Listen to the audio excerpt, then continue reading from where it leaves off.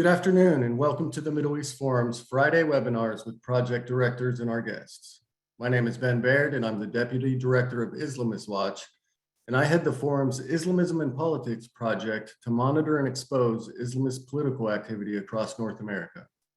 Our guest today is Navid Mohebbi with the National Union for Democracy in Iran. Like many Iranian critics of the regime in Tehran, Mr. Mohebbi was arrested in Iran in 2010 and charged with acting against national security, insulting the supreme leader, and propagating against the regime. At just 18 years old at the time, the Committee to Protect Journalists called him the youngest blogger in the world serving time in prison.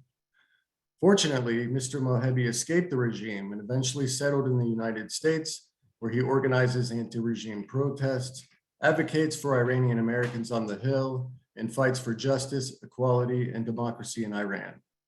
If you have questions for our guest today, please leave them in the Q&A box below, and we'll try to get to them as soon as possible in the final portion of this webinar. Mr. Mohebbi, thank you for joining us. I'd like to ask you first, we in the West are accustomed to free speech. We can freely criticize our government. We can point out the problems with its senior-most leaders and their policies. Just how suffocating is it living under the mullahs in Iran? And what do they do to their critics? Thank you for your nice introduction. I really appreciate it. I also want to extend my greetings to everyone who is watching this webinar, the Middle East Forum leadership, and also you, Ben, for giving me the opportunity to share my views on such an important topic. The Iranian regime's brutality started on day one of its inception, and I think that its barbarism is a common knowledge now because the Iranian regime's terrorism has taken victims far beyond Iranian borders. But as someone who has been following the Iranian politics for the past 16 years, I can tell you that the Islamic Republic has done anything you can imagine against Iranian dissidents, especially in the past 4 and 5 years. The regime has carried out an unprecedented campaign of repression and crushing of dissident voices in 2018, because that year was the start of the biggest uprising against the Iranian regime, which continued 4 times more up until 2020. Hundreds of thousands of protesters took to the street demanding an end to the regime. But unfortunately, the regime crushed them all. In 2018, repression got to a level that Amnesty International called it a year of shame for Iran.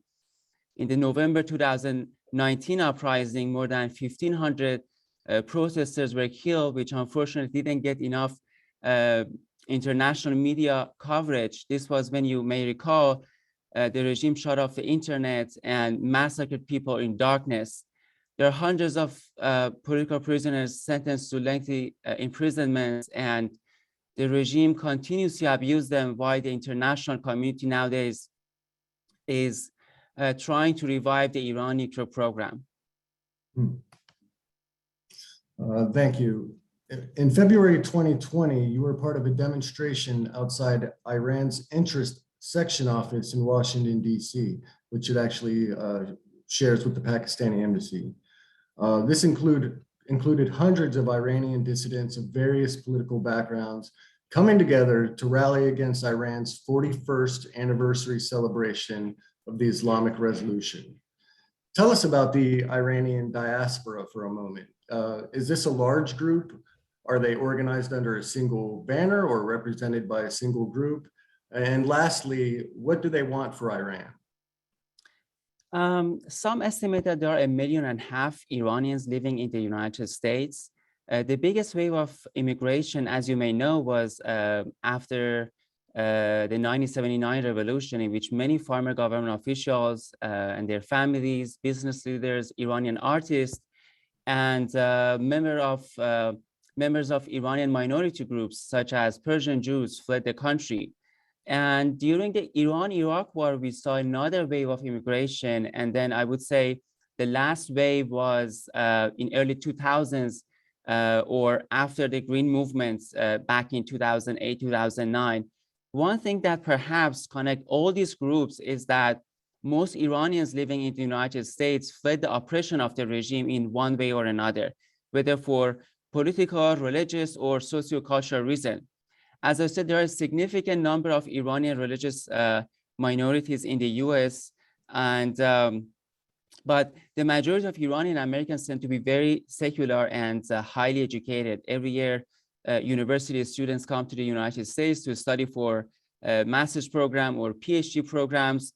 But if I tell you what they think of Iran-US policy, a few years ago, there was a poll, I think in 2019, independent polling done by Zogby, which said that the #1 hope for US foreign policy towards Iran from Iranian American community was to focus on human rights and democracy. I think that the majority of Iranian Americans want freedom for Iran and the same rights that they are enjoying here in the United States for their own people back in Iran. Sure, and that's certainly not what we're hearing from the media here. So you have a history of speaking out against Iran's soft power and influence in the US. Tell us why this issue is particularly important to you.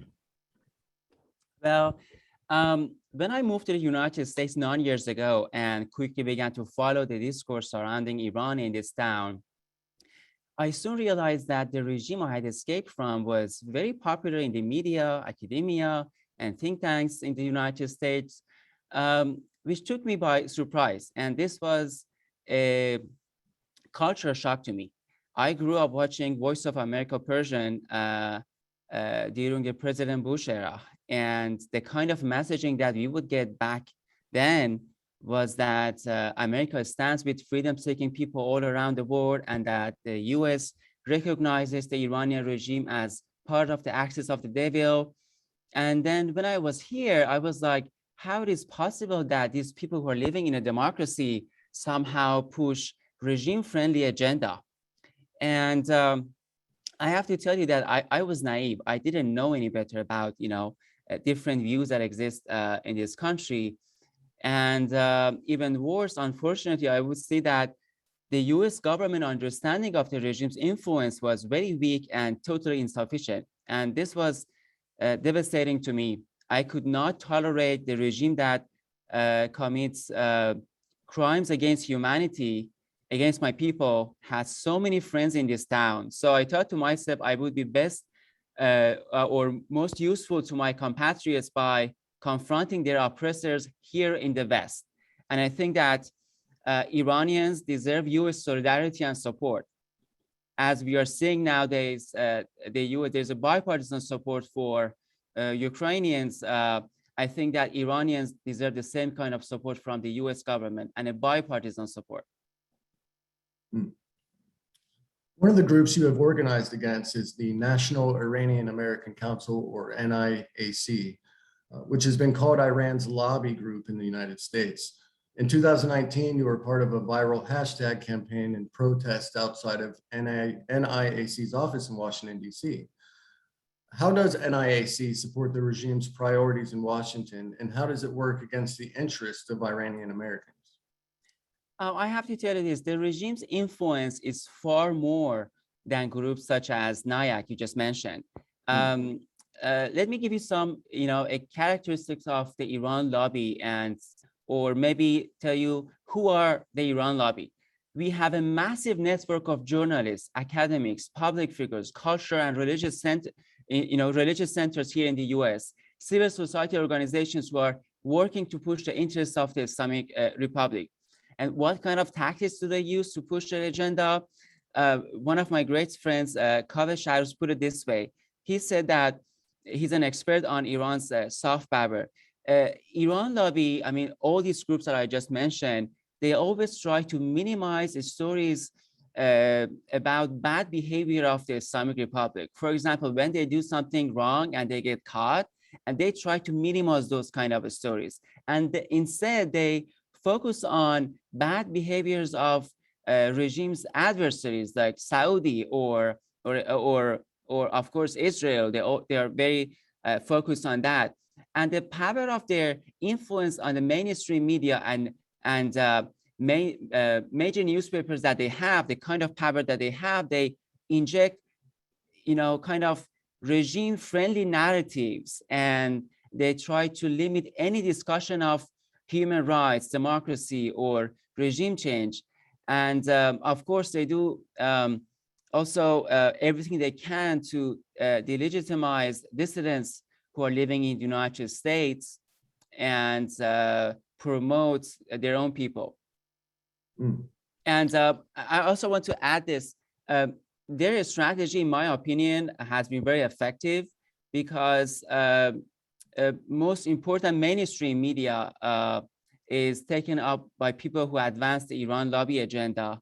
You see all the time on news outlets, they are invited to provide their analysis, and you never hear, the aspiration of Iranian people from them for, they're fighting in the street, demanding human rights and democracy. It's virtually never discussed.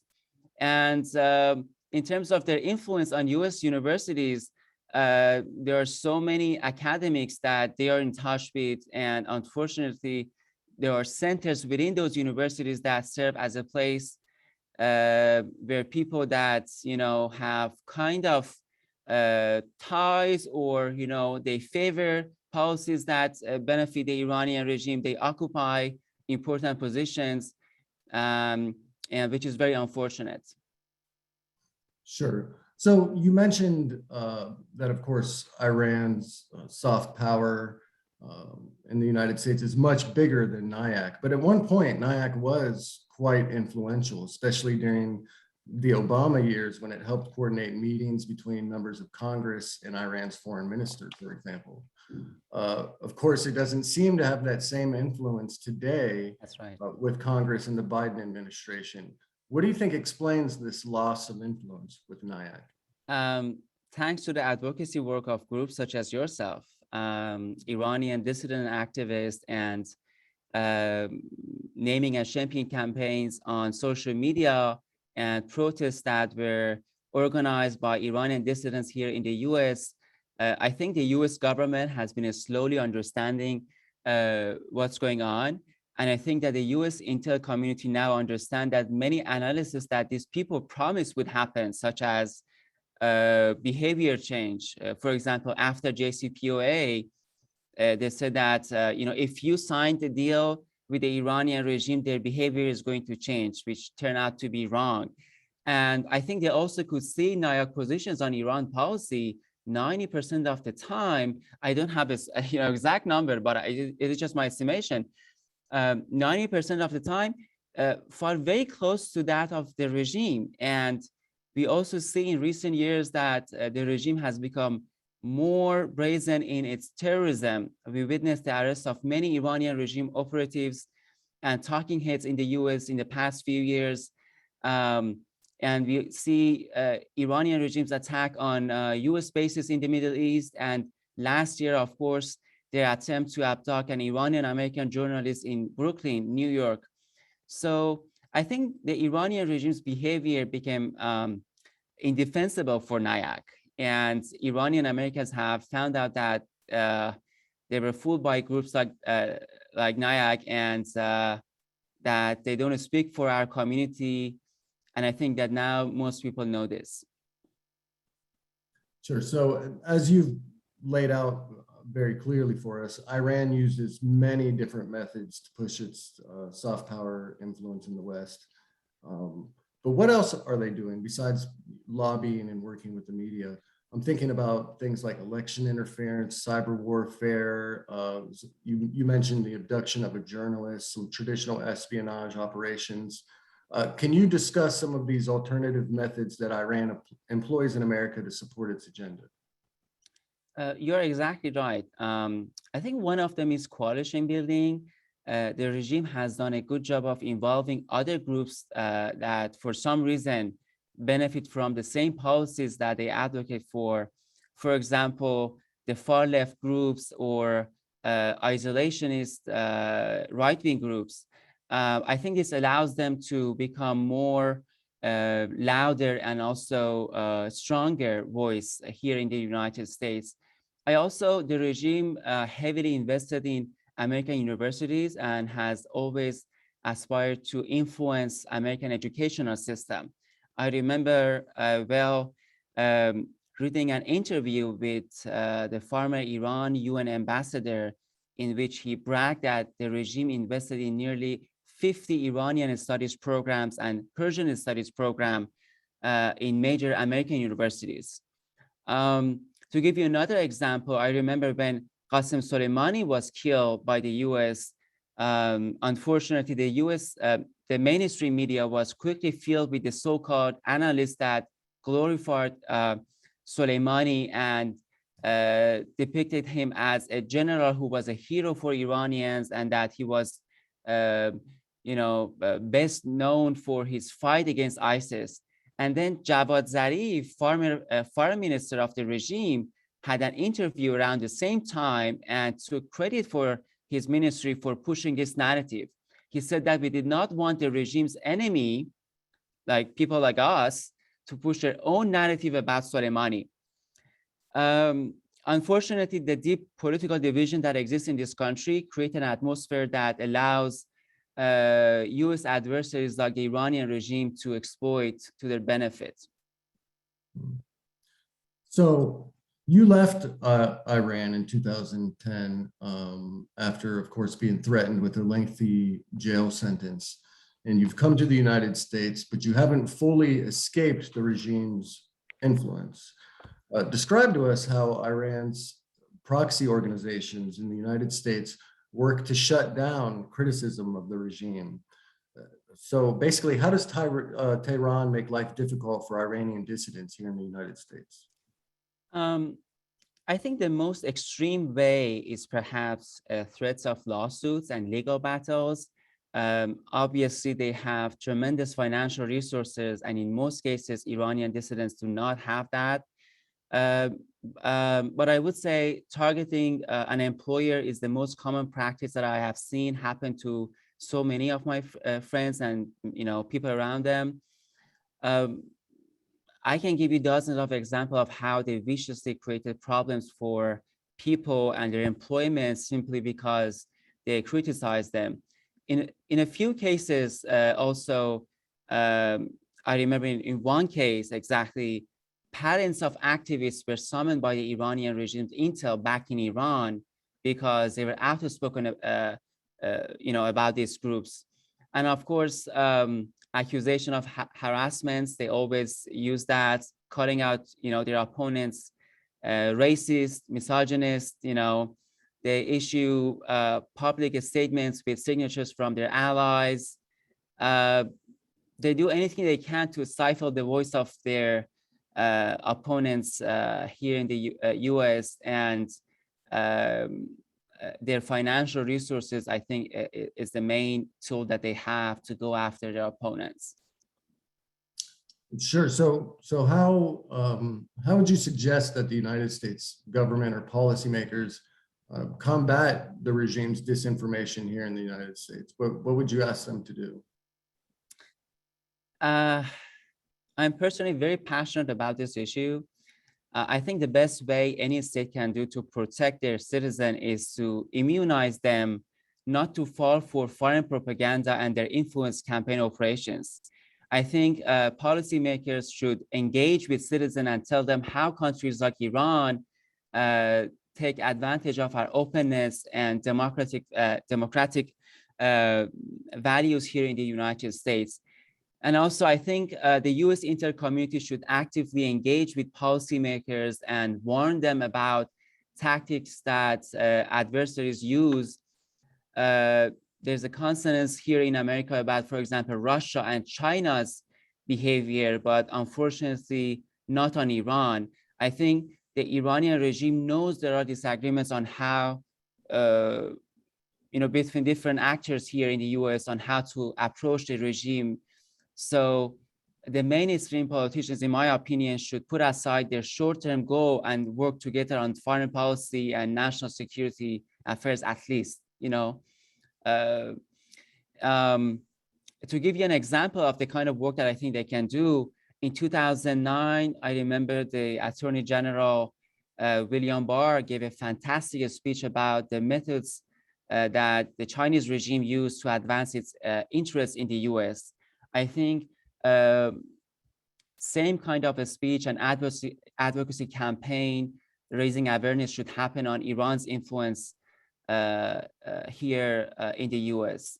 I think the US government is not doing enough, unfortunately. I hope that the same policies that they adopt for Russia and China, the same thing will happen for Iranian regime's influence.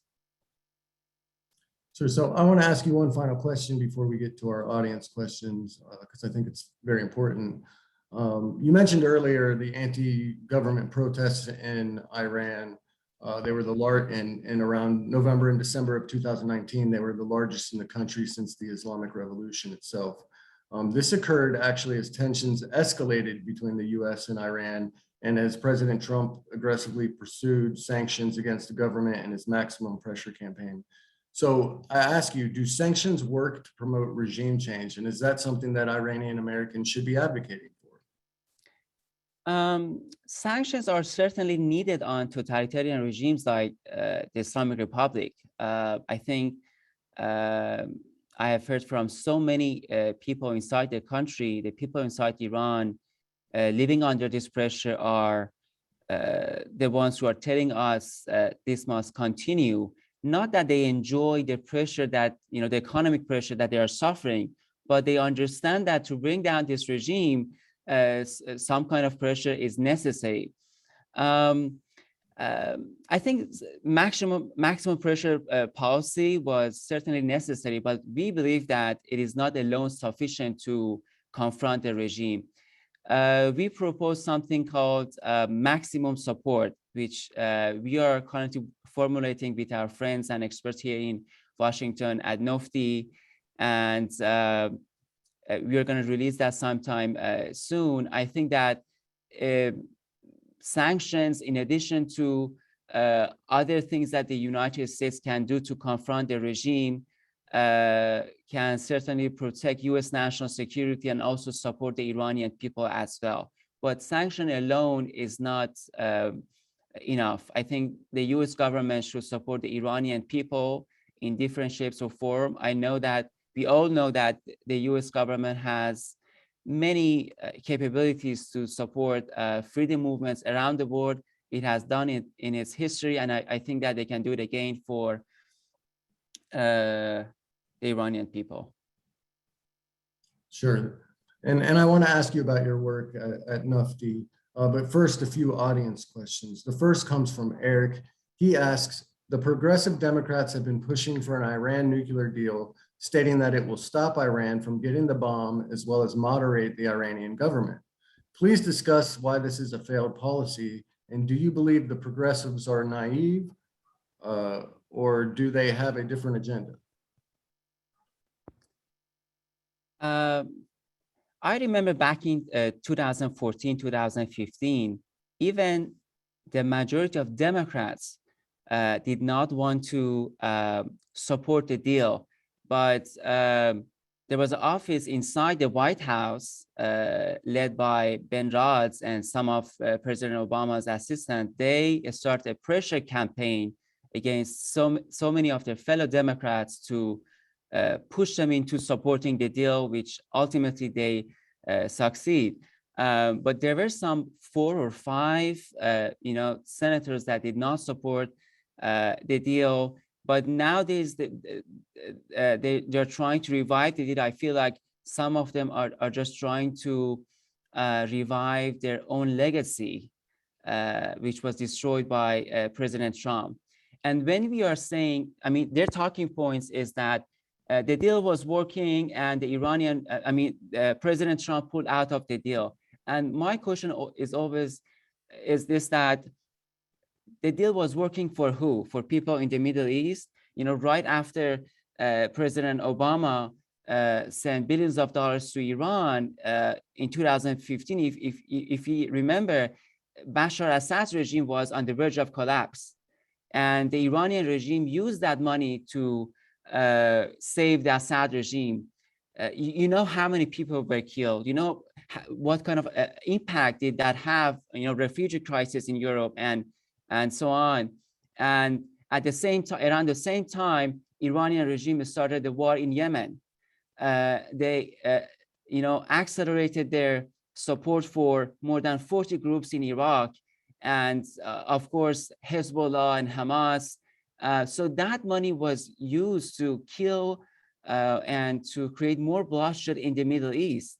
And this deal also is not supported by at least half of the population here in the United States. The US government should not pursue short-term goals and instead should pursue its foreign policy on a bipartisan basis. In terms of the regime's obsession with the nuclear bomb, Khamenei is never going to give up that aspiration. There are some people who are really naive. They said that Khamenei issued a fatwa that, nuclear bomb is haram. But just recently, a few days ago, one of his former advisors on TV admitted that Iran had always had the intention of creating a bomb. I think that when these people say these kind of things, we should believe them. Our next question comes from Richard Wilkins, who asks, what effect does Radio Farsi have in Iran? What could it do better towards transmitting the truth about the regime? I'm not familiar with Radio Farsi. Maybe it means the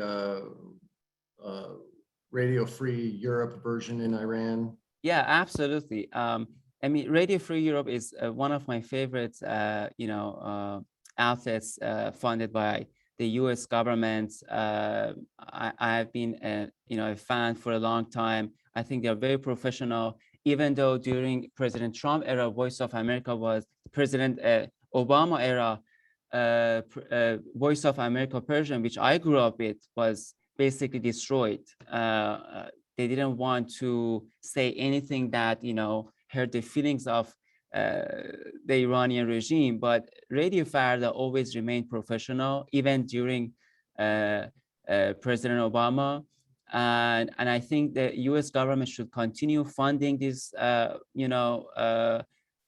TV outlets, news outlets for the Iranian people, and should expand on democracy promotion projects, which was started during President Bush era. But unfortunately, so many of these projects are infiltrated by people that are not, good friends of freedom-seeking Iranian people. There should be some kind of monitoring on how they are spending the budget, whether they are, influential or not. But in general terms, I think that these programs have been very successful, and I think that I'm a success story for Voice of America Persian. I was heavily impacted by that when I was a very young man in Iran. Sure. I'm afraid that's all the time we're going to have for audience questions. Apologize that we couldn't get to more of them.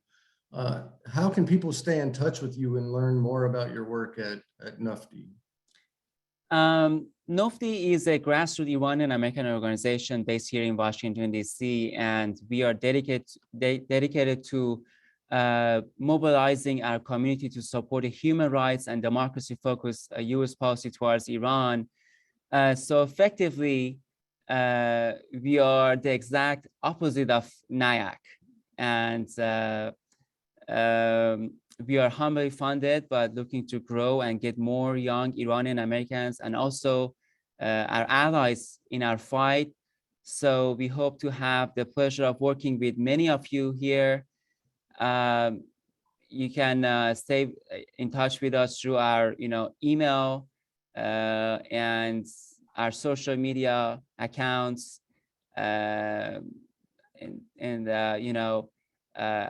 I would be more than happy to work with all of you in the future. Navid, do you have an email you care to share, or even a web page, perhaps? Yes. Let me.